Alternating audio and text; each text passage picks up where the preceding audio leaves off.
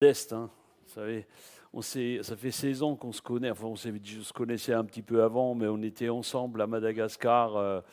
Il y a 16 ans, on a fait une mission et c'est un homme incroyable, hein. Il travaille dans le bâtiment. Ils ont construit, à l'époque, on avait construit le château d'eau quand on y était, tu te rappelles? Vous savez, quand on va en mission comme ça, on n'a pas l'air ici, mais ici, tout est facile. Mais là-bas, quand tu veux acheter un sac de ciment, c'est compliqué. Tu veux chercher du matériel, c'est difficile. Les transports, il n'y en a pas. Et quand on arrive sur place, c'est compliqué. Mais lui, il n'a pas abandonné. Son souci, quand il avait son problème de dos, son souci était je ne pourrais plus partir en mission. C'était pas, je vais plus gagner d'argent. Son souci, c'était, je pourrais plus partir en mission. Et vous savez, quand Dieu fait quelque chose, waouh, c'est juste merveilleux. Est-ce qu'on peut juste se lever? On voudrait prier pour l'offrande. On n'a pas prié pour l'offrande. Je voudrais qu'on puisse simplement remettre ce moment. Comme je l'ai dit souvent, vous savez qu'on ne fait pas passer les paniers. Et puis, nous, dans le royaume de Dieu, on n'est pas comme ça.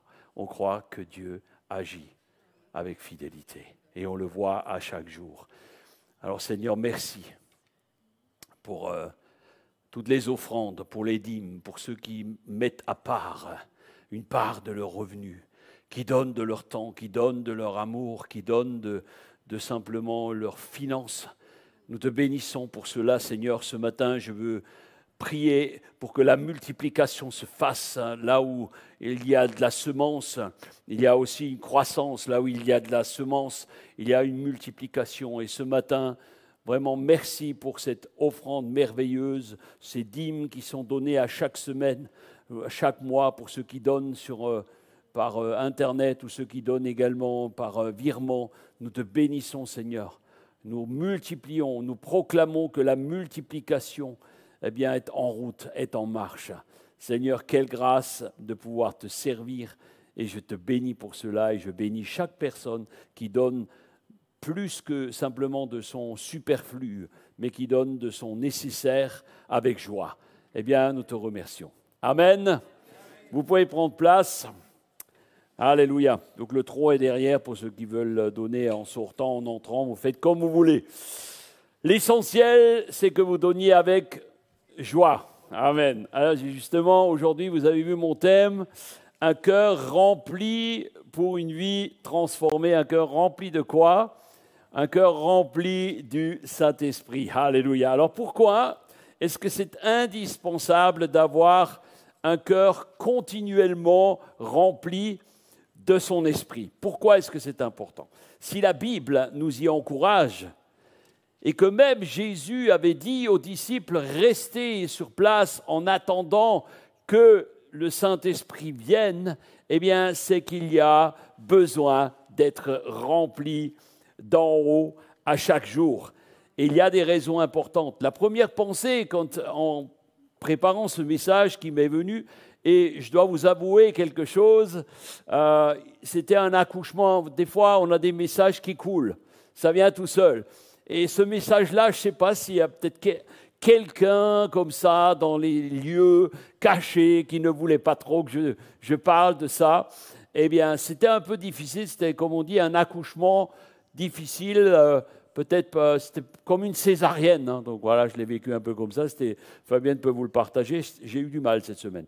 Mais par contre, je crois que Dieu va vous donner quelque chose de super. Alors, je vous demanderai doublement d'être attentif parce que ce message m'a coûté beaucoup de sueur. donc voilà. La première pensée qui m'était venue, c'est que nous avons besoin d'être remplis. Certainement, nous avons besoin d'être remplis de l'esprit. C'est certainement parce que nous sommes vides de quelque chose. Allô? On est parfois vide de quelque chose. Et vous savez, la nature a horreur du vide. Vous avez entendu tout cela, la nature a horreur du vide. Et lorsque nous sommes vides de quelque chose, nous allons remplir d'autres choses. Et cette autre chose n'est pas forcément de Dieu.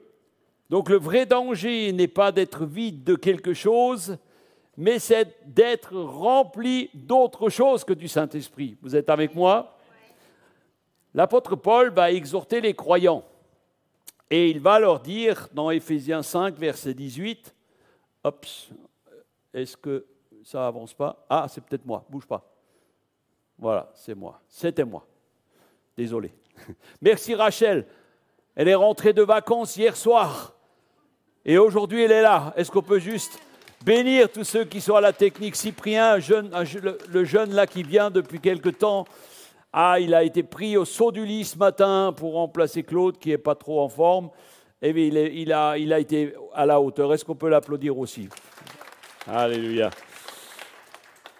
Donc, dans Éphésiens 5, 18, il nous a dit « Ne vous enivrez pas de vin, c'est de la débauche, soyez au contraire, quoi?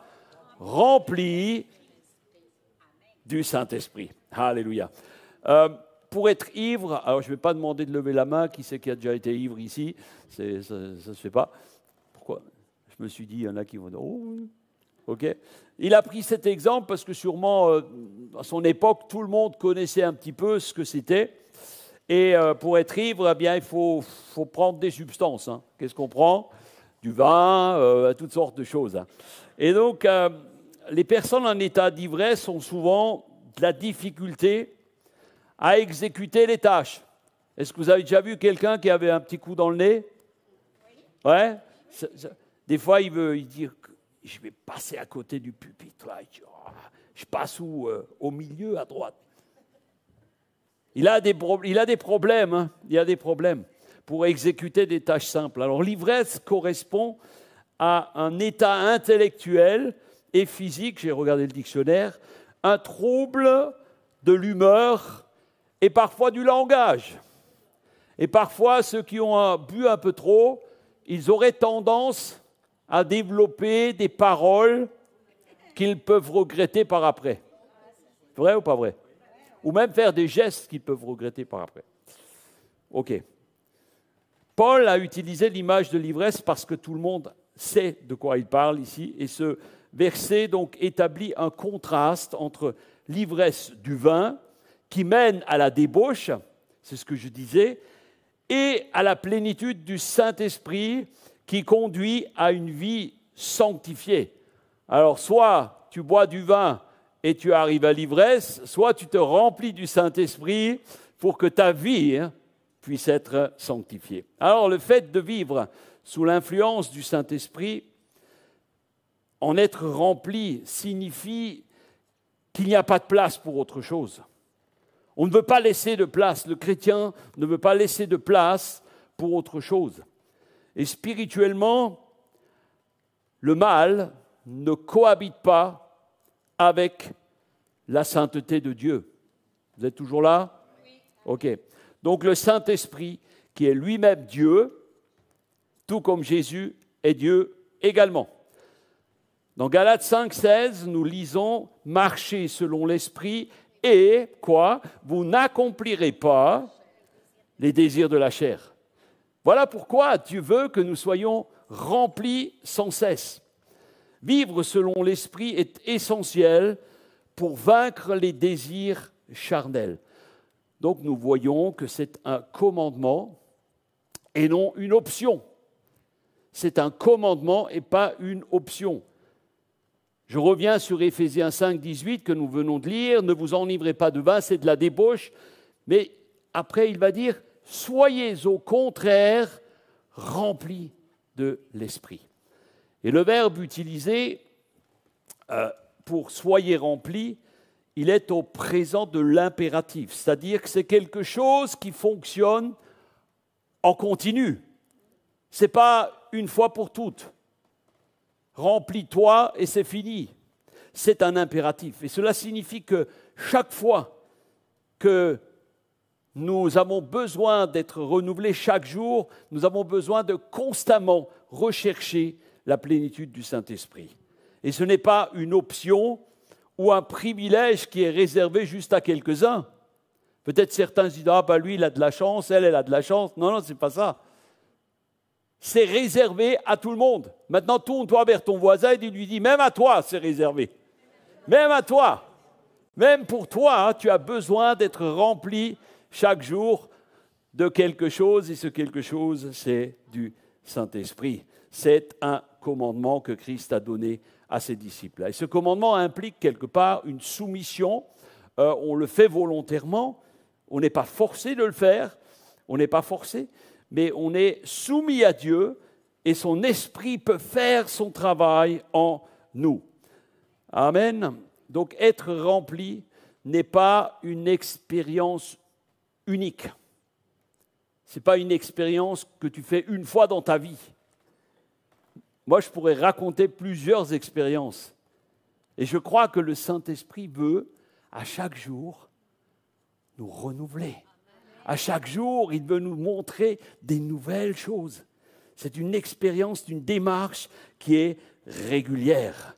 C'est un signe finalement de dépendance en disant « Saint-Esprit, est-ce que quand tu te lèves le matin, tu as sur ton cœur de dire « Saint-Esprit, je t'accueille dans ma vie ». Moi, j'aimais beaucoup ce livre qui a été écrit il y a une trentaine d'années, peut-être plus maintenant, « Bonjour Saint-Esprit ».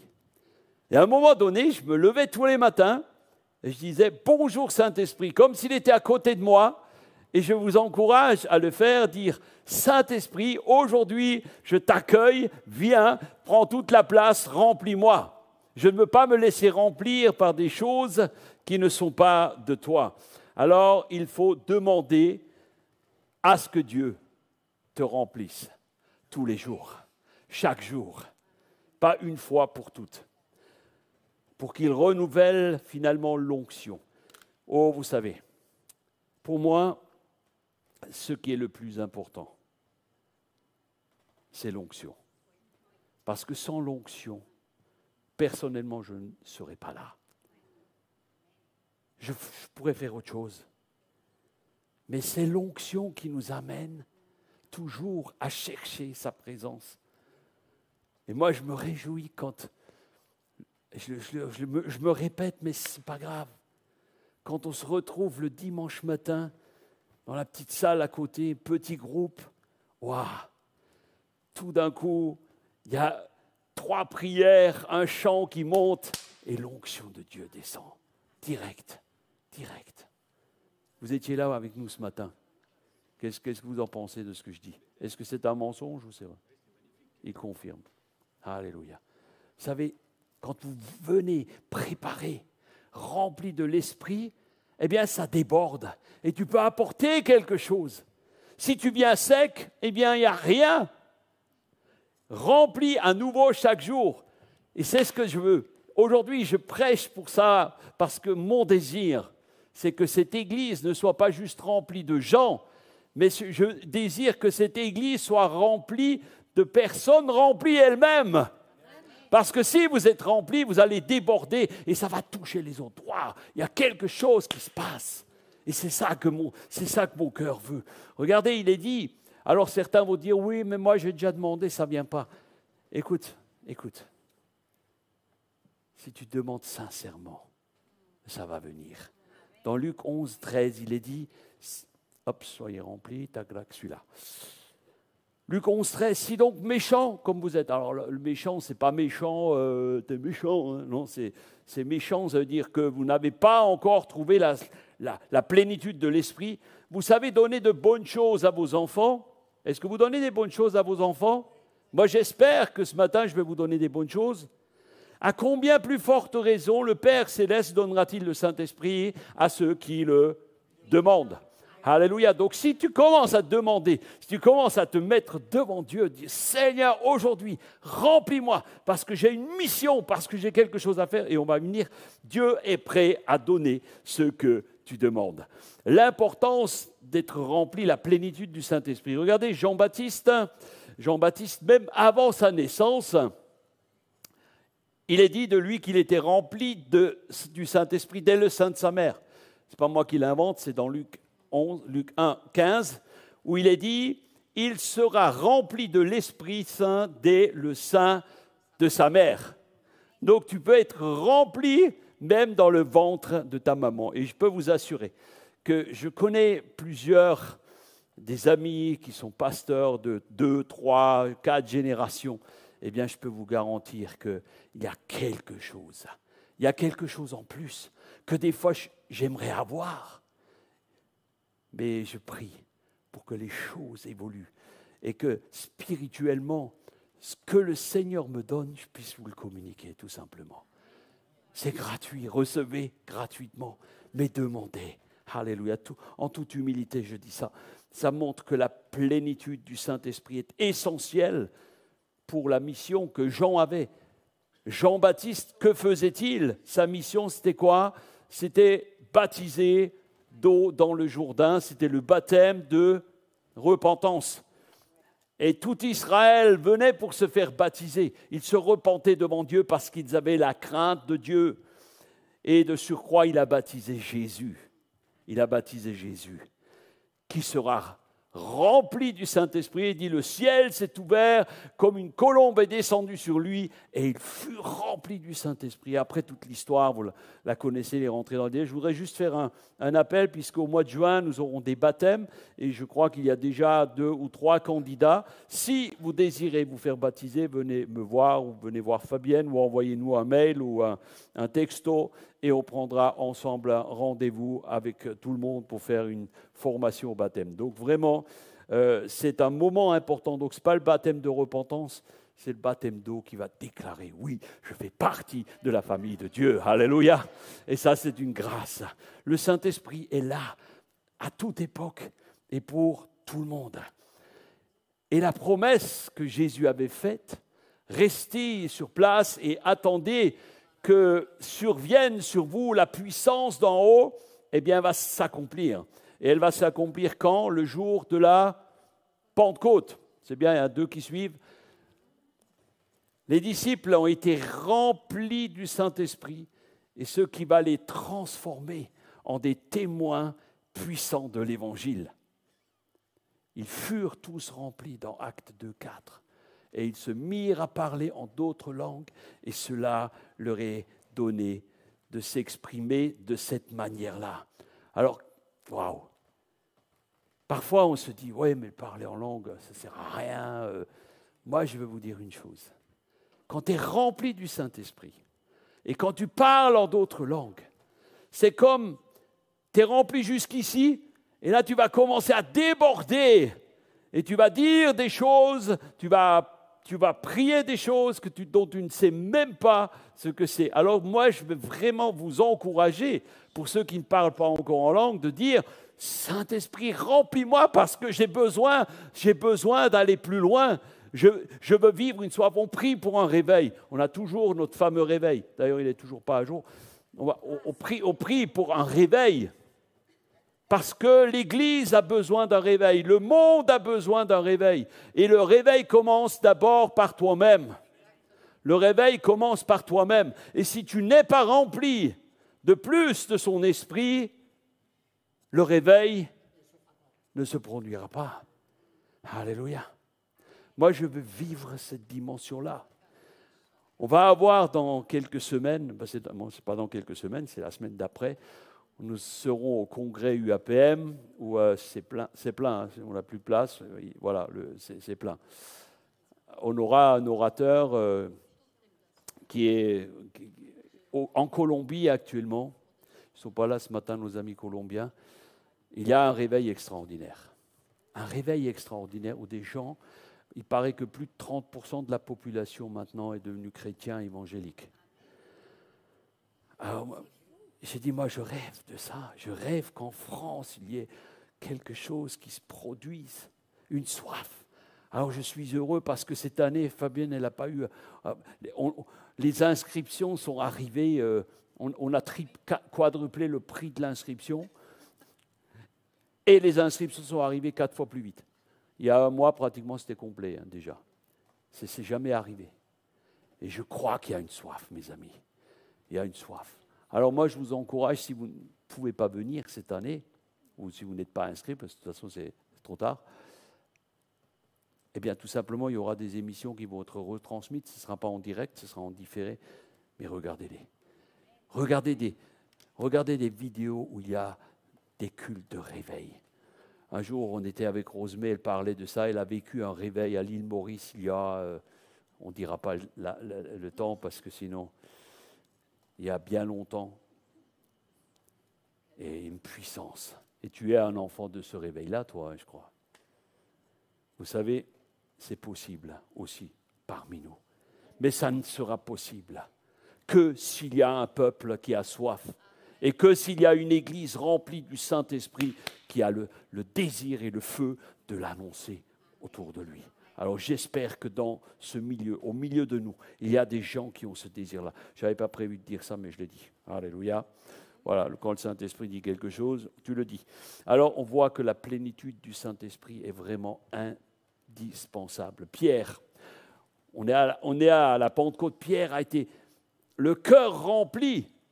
Quand le Saint-Esprit est descendu, il est passé du Pierre le peureux à Pierre, celui qui va prêcher avec ferveur et qui va annoncer, proclamer d'une manière courageuse. Et 3000 ce jour-là vont se donner à Christ. Il était indispensable pour eux d'être remplis sans cesse. Pierre n'a pas reçu ça une fois, il dit, ça y est, j'ai fait une bonne prédication, c'était bien, on a gagné 3000, alléluia, maintenant je vais aller me reposer ou aller à la pêche, puisqu'il était pêcheur. Eh bien non, Pierre a continué et il a travaillé parce qu'il avait été renouvelé par le Saint-Esprit. Et chaque jour, ils allaient au temple, dans les maisons, ils priaient, ils louaient Dieu et ils vivaient quelque chose de puissant. Mes amis, c'est ce que nous devons vivre. Étienne, le premier martyr, ce n'est pas notre Étienne à nous, mais Étienne, le premier martyr, va être décrit comme un homme plein de foi et rempli d'Esprit Saint. Il était un des 7 diacres nommés par les apôtres et on donna de lui un bon témoignage et rempli du Saint-Esprit. Il a été choisi pour servir aux tables. Il a été choisi pour faire des choses pratiques, mais il avait besoin d'être rempli du Saint-Esprit. Pourquoi ? Parce que le témoignage qu'il proposera sera terrible. Sa vie va témoigner de la manifestation de l'Esprit jusque dans sa mort. Jusque dans sa mort, il était là, il a dit la même chose que Jésus a dit. Pardonne-leur, ils ne savent pas ce qu'ils font. Charles Finney, après une expérience, Finney c'est un grand revivaliste, comme disent les Anglais, où il y avait un réveil, c'était un des plus grands réveils que l'Amérique ait connu, c'était au 19e, et après une expérience profonde, avec le Saint-Esprit, il va mener des campagnes de réveil extraordinaires, où il y aura des milliers et des milliers de conversions. Et vous savez, on est au bénéfice aujourd'hui de ces choses. On est au bénéfice de ce que les plus anciens ont fait. Alors, s'il y aura d'hommes et de femmes remplis à nouveau régulièrement, plus ça va se multiplier. Et moi, je suis persuadé que le monde sera changé. Avec une poignée d'hommes, simplement une douzaine, Dieu les a choisis et ils étaient remplis du Saint-Esprit pour pouvoir évangéliser, toucher le monde. Et les grands hommes de Dieu de notre temps, je peux vous le dire, recherchent tous à être remplis du Saint-Esprit. Parce que pourquoi ? L'onction est la clé de la victoire pour les âmes. L'onction est la clé de la victoire. Tu peux faire toutes sortes de choses, organiser des concerts, faire toutes sortes de choses. Mais la clé, c'est l'onction. Et l'onction vient de qui ? Alléluia. L'onction vient du Saint-Esprit. Un commandement et pas une option. Après, on va voir quelques effets. Les effets que produisent la plénitude du Saint-Esprit. Premièrement, ça produit la louange. Ça produit la louange, la gratitude. Vous lisez ça dans Éphésiens 5, 19 à 21. Ça produit également le fait de pouvoir vivre la communion ensemble. La louange, moi, je me régale parce que ma petite femme, elle fait son jardin en ce moment. Alors, je ne la vois pas beaucoup. Elle est tout le temps en train de gratter, comme les poules, elle gratte la terre. Non. Mais des fois, je sors et puis j'ouvre la fenêtre et je l'entends chanter. Alors, je l'entends chanter. Elle est heureuse. Elle est en train de faire ses tomates, ses machins. Mais ce qui est bien, c'est qu'elle chante. Pourquoi? Parce que je sais qu'elle est remplie du Saint-Esprit. Je sais elle aime ça. Et je voudrais vraiment vous encourager à vivre pleinement ces choses. Parce que les effets de la plénitude produisent la transformation. J'ai dit rempli pour être transformé. La transformation, c'est quoi? La transformation du caractère. Ceux qui étaient là pour le parcours pour tous, on en a parlé l'autre soir. Transformé par le caractère. C'est le fruit que produit l'Esprit. La plénitude du Saint-Esprit va nous amener à la transformation intérieure.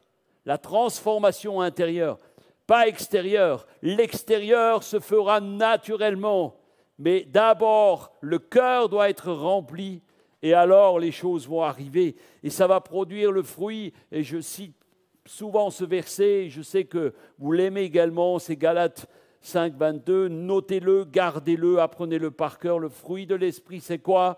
C'est l'amour, lisez-le avec moi, c'est la joie, c'est la paix, c'est la patience, c'est la bonté, c'est la bienveillance, la foi, la douceur et la maîtrise de soi.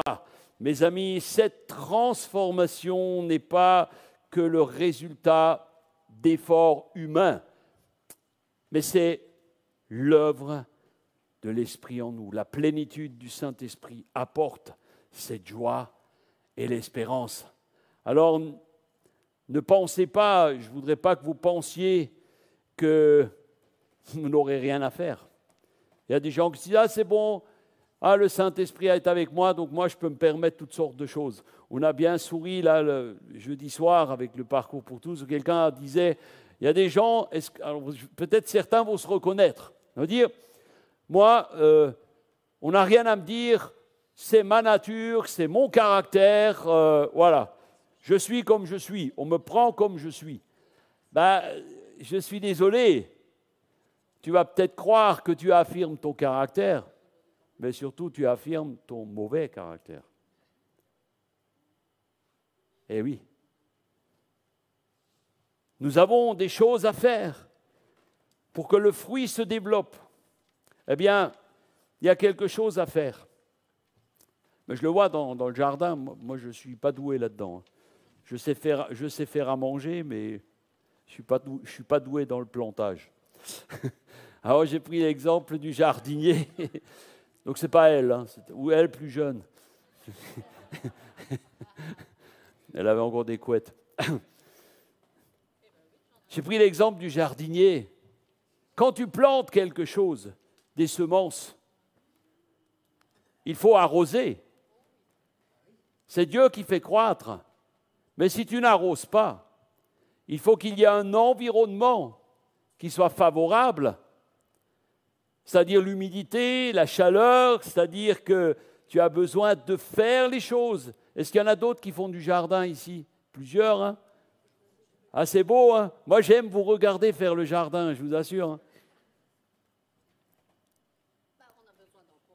Amen. Bah oui, c'est pour ça que je le fais. Mais en fait, la réalité, pour que les fruits puissent être beaux et puissent devenir grands, il faut l'entretenir, il faut travailler, il faut préparer la terre, et ensuite, il y a toutes sortes de choses à faire. Il faut arracher des feuilles, il faut faire des choses. Hein. Et pour ta vie, ne crois-tu pas que c'est la même chose? Alors maintenant, dis à quelqu'un, tu es le jardinier de ta vie. Tu veux que les fruits se développent. Francis, tu es le jardinier de ta vie. Soraya, tu es la jardinière de ta vie. Nathalie, tu es la jardinière de ta vie. Alléluia. On est tous les jardiniers de notre vie.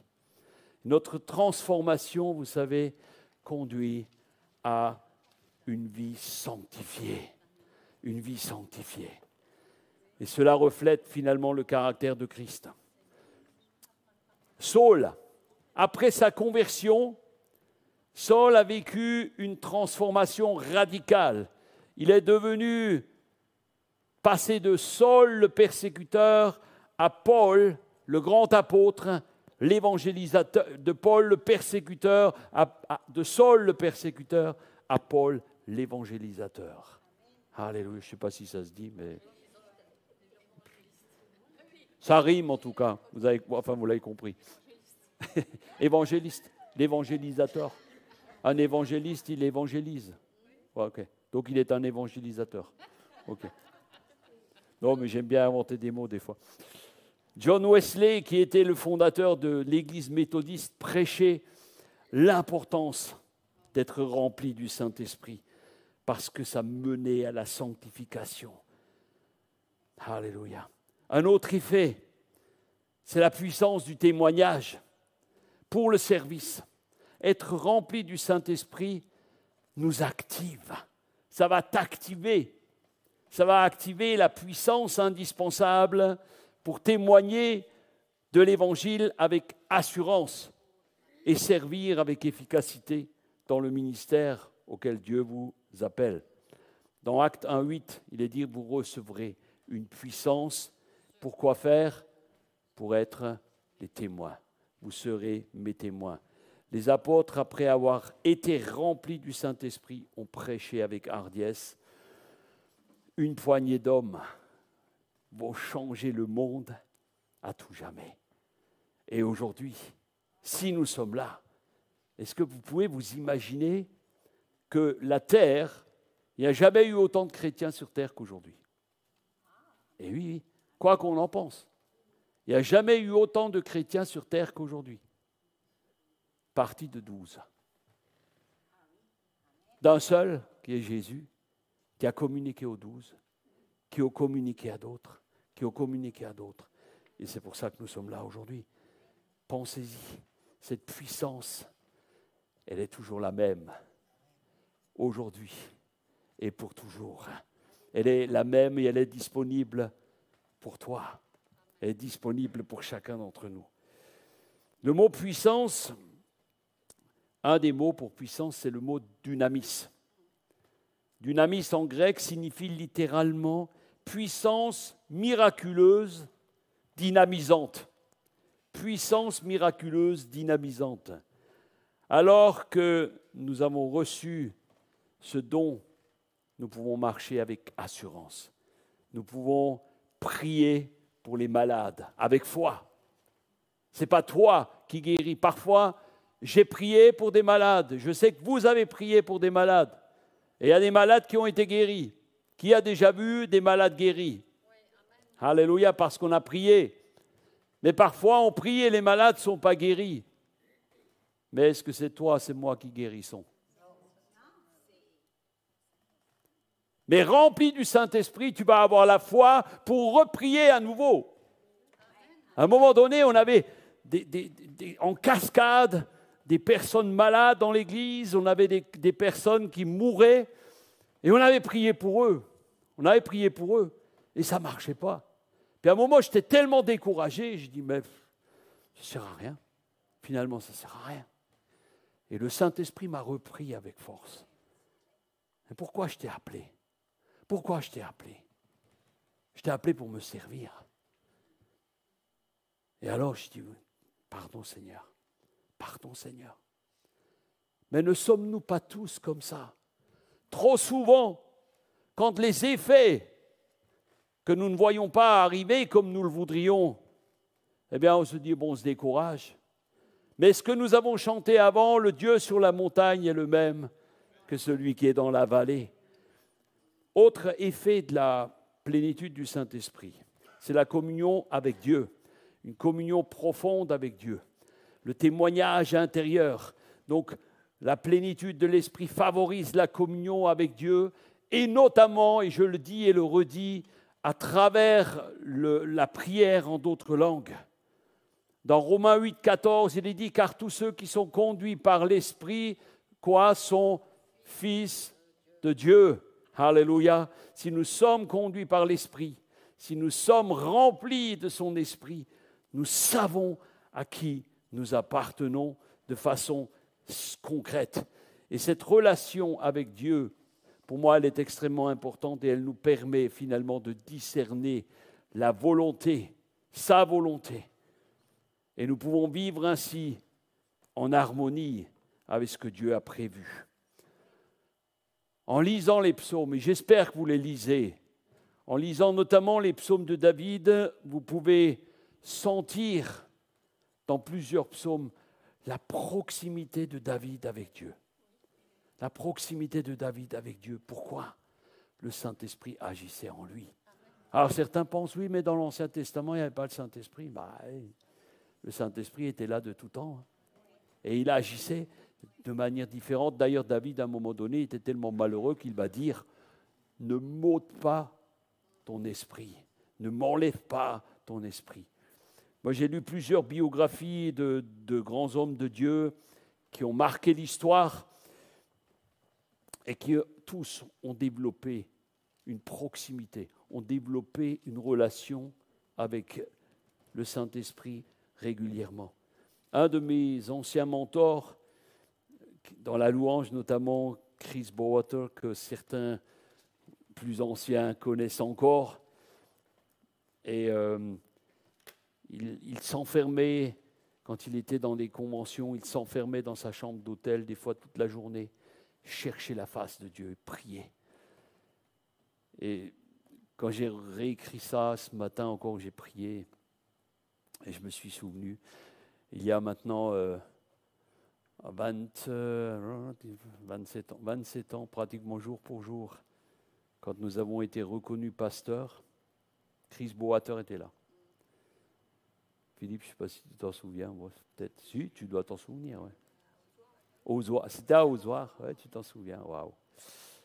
Et on était sur l'estrade, la salle était pleine, il y avait plus de 500 personnes et les pasteurs priaient pour nous et les gens priaient pour nous. On était 4 couples à avoir été reconnus à ce moment-là.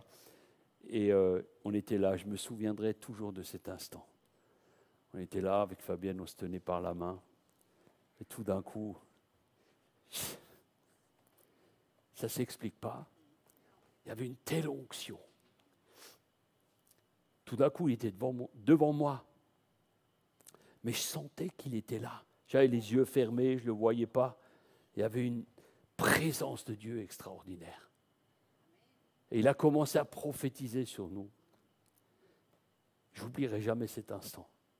Parce que c'est des temps hors du temps. Tu es juste là et tu es là et tu reçois.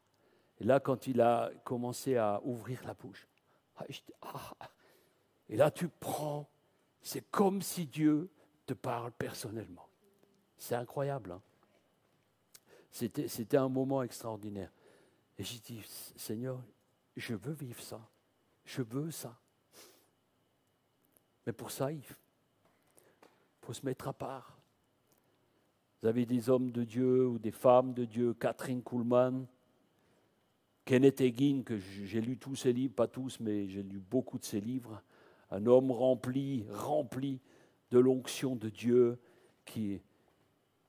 Vous savez, je vais vous dire une chose, je n'avais pas prévu de dire ça, mais si vous n'avez pas à cœur de chercher la présence de Dieu, si vous n'avez pas à cœur de dire, je me mets à part dans ma chambre pour prier et demander que l'Esprit me remplisse, vous n'aurez rien.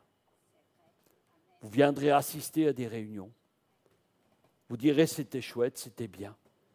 Mais moi je peux vous dire, simplement ce qu'on a vécu ce jour-là, et on a eu d'autres occasions également, mais je me souviens particulièrement de celle-là, eh bien je peux vous assurer que si vous cherchez sa face, et vous dites, Saint-Esprit, j'ai besoin d'être rempli de toi, vous allez vivre des choses extraordinaires.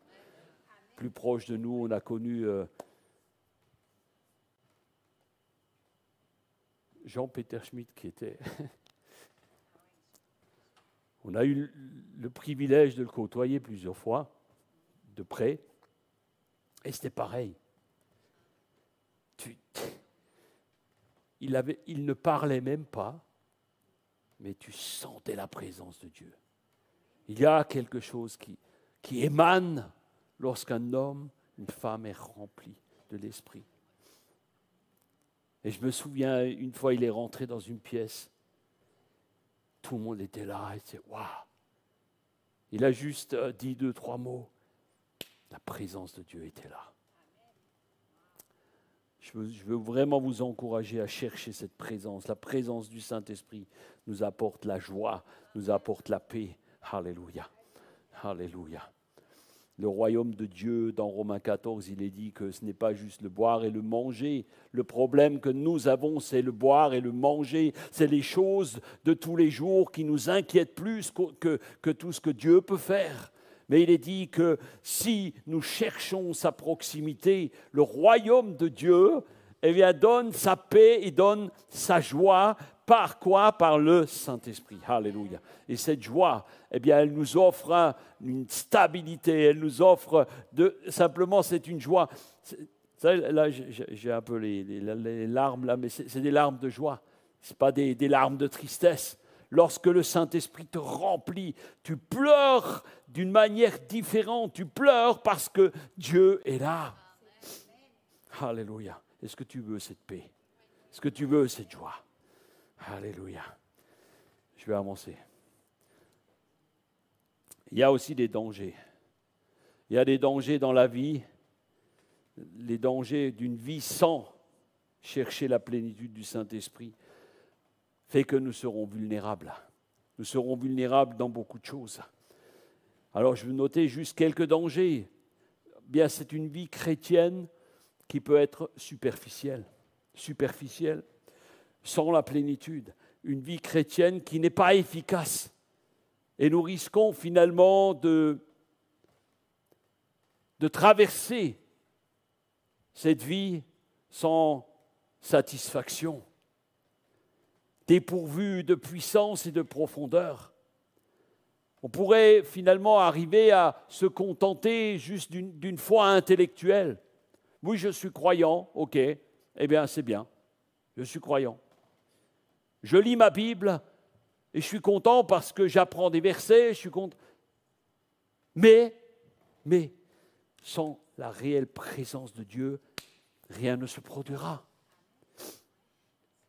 Dans Timothée, il est dit, 2 Timothée 3,5, il est dit, ils avaient l'apparence de la piété, ils ont l'apparence de la piété, mais ils renient ce qui en fait la force.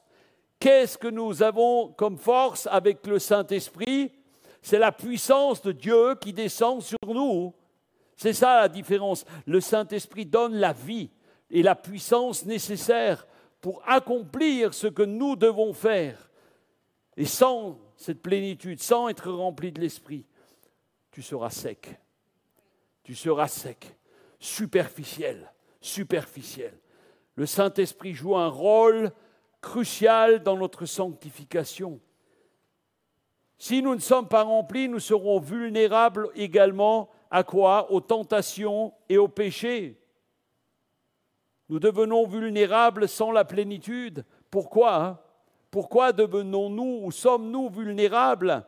Eh bien, c'est parce que notre tendance naturelle est de nous appuyer sur notre intelligence, sur nos forces, sur ce que nous pouvons faire, plutôt que sur la puissance du Saint-Esprit.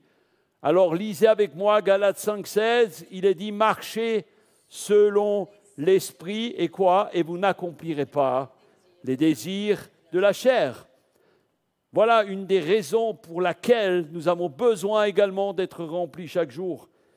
L'absence de plénitude de l'Esprit va nous conduire à une vie dominée par les œuvres de la chair. Un autre effet, c'est le manque de discernement spirituel. Il est dit que nous avons besoin du consolateur. Jean 16,13 dit « Quand le consolateur sera venu, l'Esprit de vérité nous conduira dans toute la vérité. » Alléluia. Et sans sa plénitude, nous allons manquer finalement de discernement. Nous allons manquer de discernement.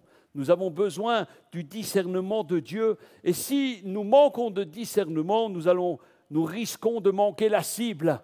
C'est comme si tu tires une flèche avec un arc. Tu vois la cible et tu vas tirer sans arrêt à côté. Nous risquons d'être confus face au choix. que nous devons faire face à la vie. Nous voulons être remplis pleinement du Saint-Esprit. Pourquoi? C'est notre assurance vie. C'est ton assurance vie pour avancer vers la sanctification. C'est ton assurance vie pour faire face à l'ennemi de nos âmes. Il y a autre chose également, un autre effet, danger, c'est l'endurcissement du cœur. Si nous résistons continuellement à l'action du Saint-Esprit, nous allons être conduits à endurcir notre cœur. Et cela nous rendra insensibles à entendre la voix de Dieu, réticents, désobéissants. Nous ferons n'importe quoi. Parce qu'un cœur endurci va éloigner progressivement notre cœur du cœur de Dieu. Et ceci va avoir un effet négatif. C'est-à-dire que notre croissance sera stoppée. Tu es le jardinier de ta vie. Et si tu ne prends pas soin de ce que le grand jardinier t'a donné, alors tu seras à côté de la plaque. En conclusion, un cœur rempli du Saint-Esprit n'est pas une option. C'est un commandement et essentiel pour une vie chrétienne authentique et fructueuse. Nous avons besoin de saisir cette dimension-là. Même si tu es assis sur cette chaise aujourd'hui, dans ce lieu, même si moi qui prêche, je peux prêcher un message sans être rempli.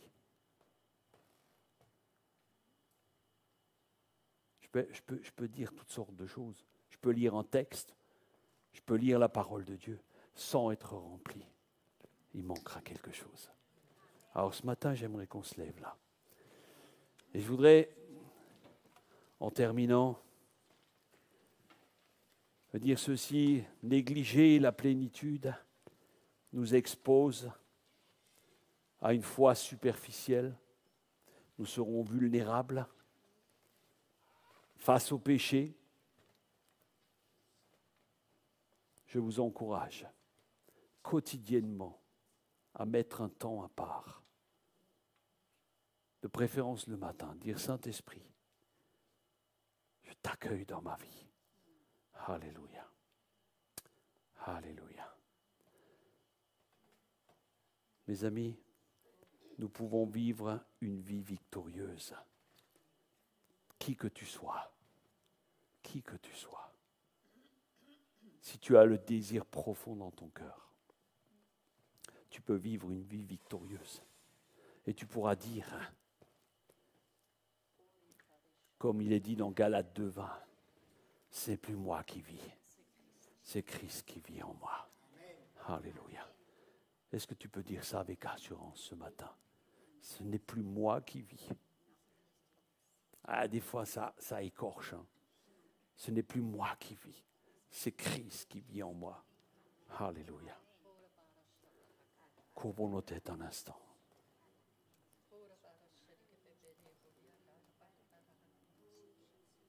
Cher Saint-Esprit, ce matin, je veux te mettre complètement à l'honneur. Parce que je sais qui je suis et je sais qui tu es. Et je sais aussi que tu es capable de donner bien plus à chacune et chacun d'entre nous. Alors tu vois les cœurs qui sont peut-être troublés ce matin, peut-être certains qui sont secs, d'autres qui ont besoin d'être guéris, d'autres qui ont besoin d'être consolés. Il n'y a aucun jugement au milieu de nous. Cher Saint-Esprit, passe dans les rangs maintenant. Alléluia. Alléluia. J'appelle une onction puissante maintenant. Alléluia. Cordia carabasson de God. Béni soit ton nom. Contarabo socore bishigad. Alléluia. Cordia carababasson. Alléluia. Commence à libérer la voix maintenant. Commence à ouvrir ton cœur. Cher Saint-Esprit, descends dans ce lieu. Descends sur chacune et chacun d'entre nous. Comme des langues de feu. Peut-être pour certains, comme une douce colombe. Alléluia. Koria Sakaramando. Je sens ta présence. Tu es là. Tu es là. Alléluia. Yeshua Magando Soria Koboso. Commencez à prier en d'autres langues avec moi. Koria Kanabama Sontorigan. Keria Fontarababa Se Rekebese. Rebege Sendiena Baba.